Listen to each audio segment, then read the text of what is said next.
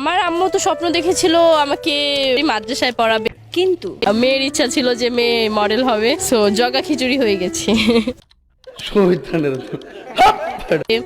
যেহেতু আমি ছোটবেলা থেকে গজল টজল গাইতাম, আমি বিশ্বাস করি না। আমার আম্মু এটা খুব বেশি পছন্দ করতো। বলেন কি? তো আমার আম্মু না, এলাকার লোকজনও খুব বেশি পছন্দ করতো। মানে তো আমার আম্মু চাইতো যে আমি মাদ্রাসায় পড়াশোনা করি, বাট चलिए शुरू करते हैं। গজল আছে টজল আবার কি বেয়াদব। ব্রাদার, খলিফা হতে গিয়ে মিয়া খলিফা হয়ে গেল। বিষয়টা একটু ব্যাখ্যা করবেন? তুমি মাদ্রাসায় পড়লে মোল্লাদের ভালো হতো, তোমারে ঠিকমতো লাগাতে পারতো। আল্লাহ তোরে বাঁচাইছে, মাদ্রাসায় যাস নাই, গেলে হুজুরদের মাথা নষ্ট হয়ে যেত।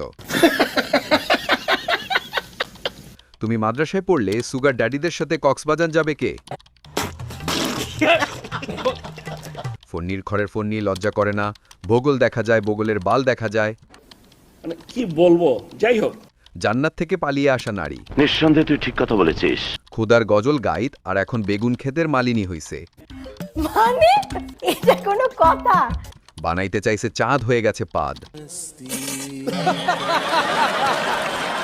বড় মাওলানা।